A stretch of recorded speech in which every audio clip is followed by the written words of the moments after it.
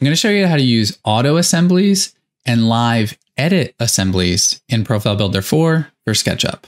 The client here realized that we no longer are going to do glass on here because they really liked this cable rail staircase railing that we just put in the model here. And the challenge that I'm having right now is I didn't build this. So this railing I grabbed from the 3D warehouse.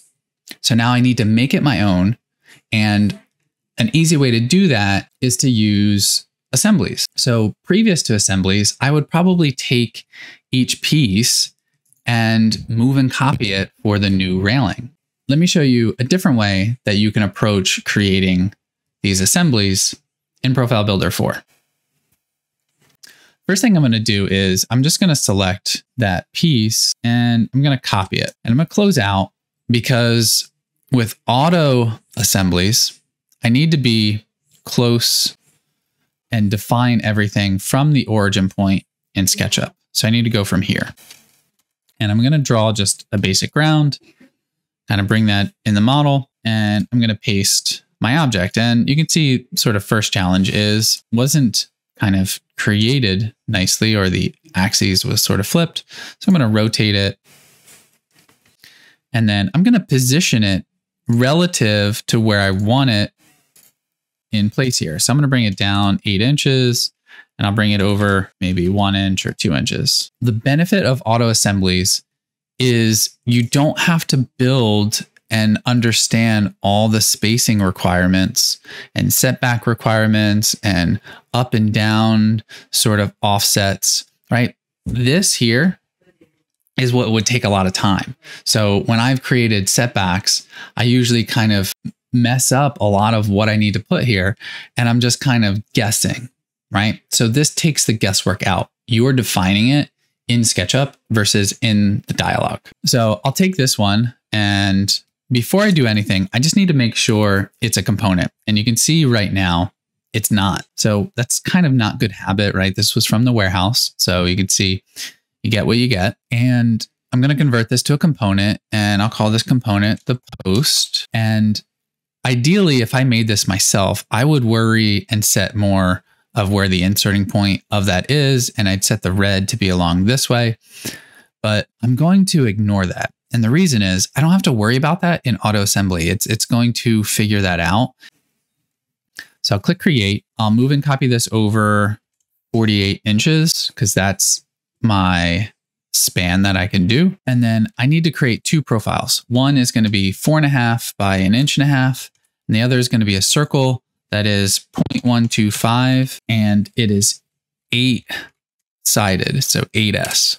So the reason for the 8 sides or creating an octagon is when this is extruded, it still looks like a cylinder, which is going to keep the polygon count low. The other thing I'm going to do is I'm going to make sure my materials are set appropriately. So I'm going to use this oak material and I'm going to name this something so that I actually know it. So I'm going to call this gray. I'm going to select this shape here. By double clicking on it, I'm going to open the new profile dialog and I'm going to create a new profile called handrail. And then I typically like to place this bottom middle so that now when I build this, when I click build, I'm essentially building it how I want it to be. So I'm going to start at this point here and build it to there. Now, if I wanted that material set up to this, I'm going to select this member, and I should have done this before, but it's okay if you mess this up after. I'm going to set that to oak and have it pre-selected. I can click edit attributes of selected members. I can select all and then click apply. Alternatively, you could delete this, rebuild it, just make sure it's showing the oak. So here, that's good. Now I'm going to select the cable. I'm going to create a new profile. And I'm going to change that material preemptively to the gray material. And I'm going to go ahead and build this. So this time I'm going to go from the inside, from here, all the way across to here. I'll then take that, and this is where, let me zoom in a little bit closer. This is where building assemblies for me would take time, right? If I have cables, so there's like 8 or 10 of these that I need, and then I would have to make sure that I set each start and end position or the up and down offset. And, you know, I don't know the math and don't want to do the math. So let auto assembly do that for us. So what we'll do, and close this out, we can take this one that we have, and I'm going to move it down 4 inches. That way there's a 4-inch space between. And because it's 1/4 of an inch in circumference, I'm going to move the next one down 4.25 as a copy. And then I'm going to type 8x to get 8 total copies. And that should be enough where we have that sort of nice spacing there. Now you'll notice I'm not worried too much right now about junctions and setbacks, but one thing I do want to fix, and let's actually redo this. So one little oversight, junctions. So most cable rails, when you build them, they're going to miter and continue at that edge. But for the instance that I have where this piece needs to stop and then start, I'm going to set the junction to be none.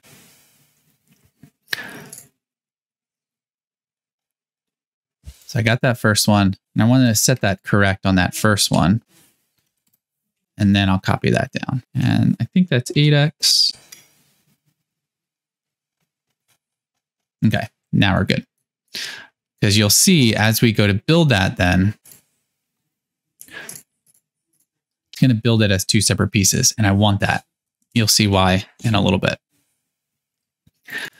So I'm going to delete all of that so that now I'm left with just the elements of my assembly. In the assembly dialog, I'm going to click auto assembly from selection. If you had an existing assembly up, it's going to ask you to save it. I'm going to click no.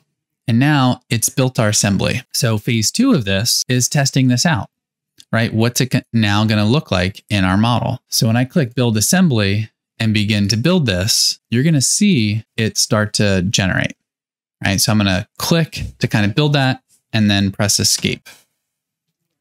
And as you can see, it didn't build it exactly how I wanted because certain parameters were not correct in the auto assembly.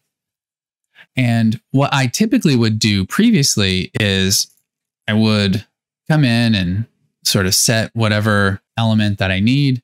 And then I would kind of have all these little like fake builds over here to kind of test. And then I'd end up deleting those. You don't have to do that. The reason? Live edit. So in Profile Builder 4, we can now do a live edit. And the way we do that is we're going to select the assembly that's in the model. We're then going to right click and go to Profile Builder and click Live Edit Assembly. We don't have to save the current changes of what we have here because it's going to open up the parameters of the existing assembly. And now here we can notice we're in live assembly because this is highlighted. It is on. And this is honestly the fun part. So I'm going to go into the component and I'm going to turn on the spacing and I'm going to set that to 48 inches. And I'm going to also turn on the junctions, but there's still some nuances that I need to do for this particular model. So the junctions aren't setting how I want. And it really has to do with a left and right junction. So I'm going to go into junction setback, use advanced. And for the pre-left, I'm going to type in 2 inches and I need more than that. So let's try 6. So now we got that little spacing. Let's actually do 5. And then for the post, let's do 2. And actually, that's going to be too wide. So let's do 1. And we're trying to get that to be sort of mimicked.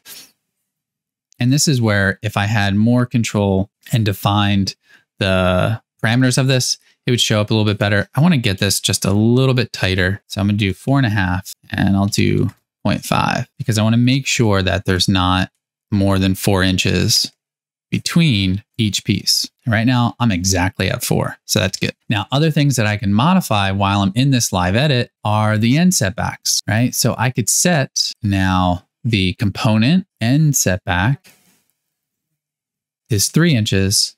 Maybe I set that to 5. And then the handrail. So I go to profile member and I'm on the handrail. Maybe the end setback to there is 1, which also then over here, remember when I built this, I didn't have any overhang on this. So that start setback, it defaulted to 3 inches based off of the post. When I set that to 2, that way I get a little bit of that overhang. And then you'll see there is a little air here where the cables are kind of showing through here. So I could go in and adjust the end setbacks for all of these, but the client's not going to see that. And I'm not going to spend the time to build that in this recording. So this generally works for what I need. And now I have it if I need to sort of build and modify again. One way to pull these in is to select all of them and using the extend or split profile member tool in Profile Builder. So I'm going to click on that and notice I can pre-select more than one profile. And as I hover my cursor over one of those, you're going to see that little arrow indication. And when I click on that arrow indication, that's my starting point. And then you'll see it can either extend beyond, or if I orbit, I'm going to try to use the point, and it's kind of hard to see the edge here because of the post.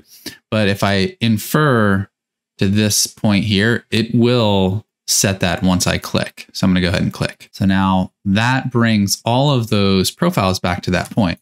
So then on this one, I could select these, extend or split, click, bring it back to here. And then if I really want to tidy this up, like before that little air that I had over here, I could again select these, grab that point, which is a little tricky to see because I'm on a bunch of geometry. And if you don't see it, I could hide this real quick. That'll make it a little bit easier to see. So maybe I'll bring it back to there. I'll unhide and then bring it forward to there. So that's going to make it much more accurate, much more sort of correct in the way that I actually need to build this. The other way that you could think about that, if this is the condition and if you're building this a lot, in assemblies, there is a way to build that repetition as a span. And it just takes a little bit more nuancing and detail to get it right and accurate. So for me, I find it easier right now for this project where I'm probably not going to use this again or not in that type of condition. So building this way was enough to get me the desired results that I'm looking for. So let us know how you're using auto assembly and live edit assembly in Profile Builder 4. We'll see you on the next video. Be sure to subscribe to Mind.sight.studios channel for more tips and tricks. You can also visit our website to find other extensions like Sketch Plus, Profile Builder, and Placemaker. Continue your SketchUp journey by watching one of our videos here on the right to learn more about what we offer. Thanks, and we'll see you next time.